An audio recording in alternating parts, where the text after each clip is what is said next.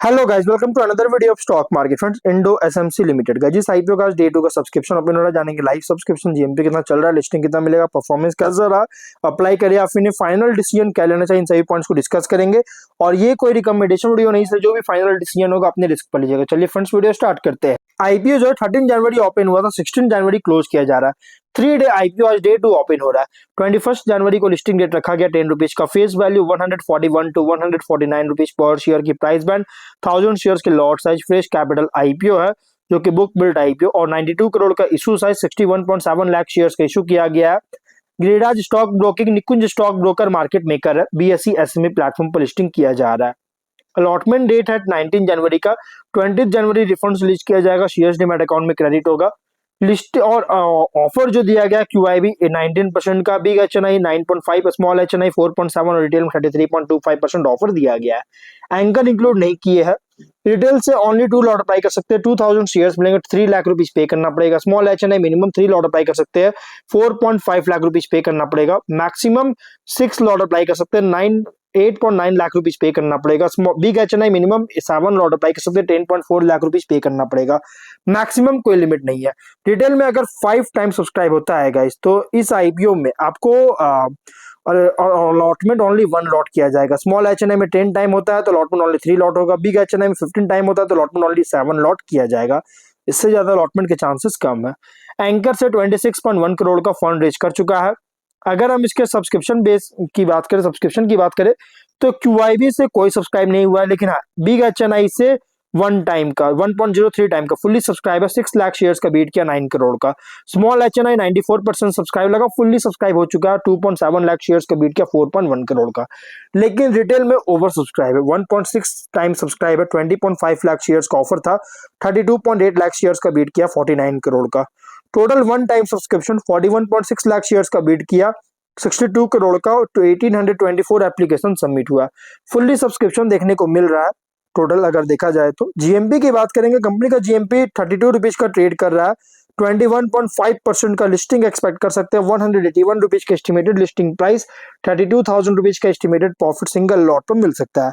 Business में मैं ज्यादा कुछ बात नहीं करूंगा, मैंने ऑलरेडी वीडियो बना रखा है जो कि energy metres, other power equipment और प्रोडक्ट्स के लिए इंक्लोजर बॉक्स का मैन्युफैक्चरिंग में इंगेज है।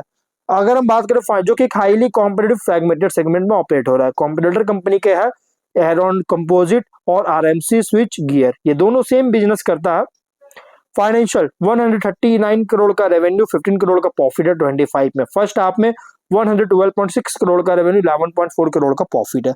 कंपनी का financial top and bottom line बहुत ही स्ट्रॉन्ग ग्रोथ है और क्वांटम जंप जो देखने को मिला है ना बॉटम लाइन में, ये डाउट ही क्रिएट, बहुत ज्यादा डाउट क्रिएट कर रहा है। क्यों? क्योंकि एक हाईली कॉम्पिटिटिव सेगमेंट में ऑपरेट हो रहा है, इसकी वजह से। ऑब्जेक्टिव क्या है? तो प्लांट और मशीनरी परचेज करने के लिए कैपेक्स करना चाहती है। वर्किंग कैपिटल रिक्वायरमेंट और जनरल कॉर्पोरेट पर्पस के लिए फंडिंग चाहता है। रेशियोज में ROE 27.6, ROC 17.5, RONW 24.3% का, PV debt equity 1.05 time, PAT और EBITDA मार्जिन 10.2, 15.3%, पीबी और PE रेशियो 5.3, 16.1 टाइम का। प्रोमोटर होल्डिंग है प्री इशू 82.3 और पोस्ट इशू 60.07% का। मार्केट कैप 340.5 करोड़ का किया जा रहा है। वहीं अगर हम बात करें गाइस, कंपनी यहाँ पे जो प्राइस बैंड रखा गया है, बहुत बहुत ज्यादा प्राइस बैंड रखा गया है। 30 नवंबर के अकॉर्डिंग इसका जो ऑन हैंड ऑर्डर बुक है 111 प्लस करोड़ का है।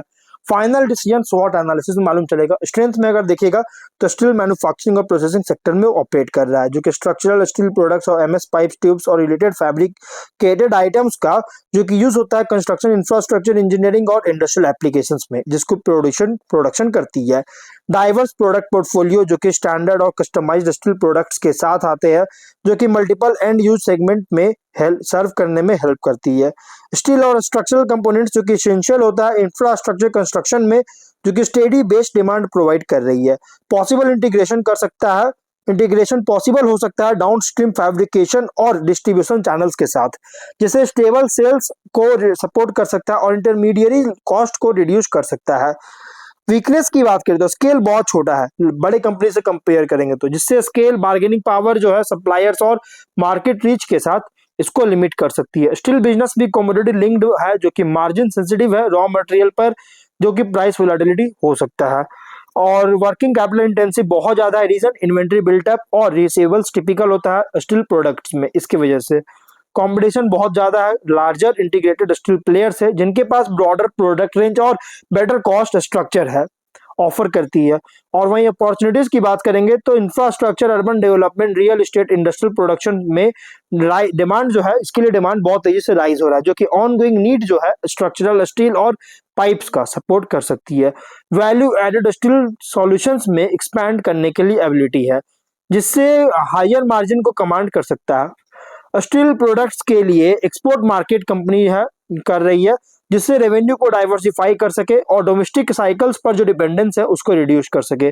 कंपनी बैकवर्ड और फॉरवर्ड इंटीग्रेशन कर रही है सप्लायर्स और डिस्ट्रीब्यूशन नेटवर्क के साथ, जिससे कॉस्ट कंट्रोल को और मार्केट रीच को इंप्रूव कर सके। लेकिन थ्रेट की अगर बात करें तो steel price volatility global commodity swings के कारण मार्जिन को कंप्रेस कर सकता है अगर कॉस्ट जो इंक्रीज हो रहा है इसको पास डाउन नहीं करता है तो। इंटेंस कंपटीशन लार्ज कंपनी से, ओरिजिनल स्टील प्रोसेसर से जिनका स्ट्रॉन्ग ब्रांड और प्राइसिंग पावर है जिनके पास। इकोनॉमिक स्लो डाउन अगर होता है कंस्ट्रक्शन और इंडस्ट्रियल सेक्टर में तो स्टील डिमांड को रिड्यूस कर सकता है। रेगुलेटरी और एनवायरमेंटल कॉम्प्लायंस है जो कि स्टील मैन्युफैक्चरिंग प्रोसेसिंग से रिलेटेड होता है, जिससे ऑपरेशनल कॉस्ट को इंक्रीज कर सकता है। पीयर कॉन्टेक्स्ट की बात करें तो बड़ी कंपनी से कंपेयर करें तो इंडो एसएमसी जो है ना ये स्मॉलर है, लेकिन नीश फोकस बहुत ज्यादा है और इसका एज जो है लाइक करता है, मतलब डिपेंड करता है स्पेसिफिक प्रोडक्ट एप्लीकेशन पर, क्योंकि ब्रॉड स्टील पोर्टफोलियोज के अलावे इसमें मतलब कि नहीं करता है, बल्कि steel specific steel product application पर ही इसका एज लाइक करता है। और मिड टीयर से कंपेयर करेंगे तो एग्जीक्यूशन क्वालिटी, प्राइसिंग और डिलीवरी टाइमलाइंस पर compete कर रहा है, लेकिन सक्सेस डिपेंड करता है ऑपरेशनल इफिशियंसी और कॉस्ट कंट्रोल पर। इन्वेस्टर के लिए आईपीओ रिप्रेजेंट कर रहा है कमोडिटी लिंक्ड मैन्युफैक्चरिंग प्ले, जो कि टाइड है इंफ्रास्ट्रक्चर एंड इंडस्ट्रियल साइकिल्स पर। और ग्रोथ प्रोस्पेक्ट भी जो है ना ये तभी ओपन होगा जब steel demand, cost discipline, competitive positioning better होगा, अदरवाइज इंपैक्ट कर सकता है। इसलिए गाइस फाइनल डिसीजन जो भी लीजिएगा अपने रिस्क पर लीजिएगा, ये कोई रिकमेंडेशन वीडियो नहीं है और थोड़ा रिस्की आईपीओ तो है, बाकी अपने रिस्क पर ही डिसीजन लीजिएगा। तो मिलते हैं नेक्स्ट वीडियो में, टिल देन बाय बाय।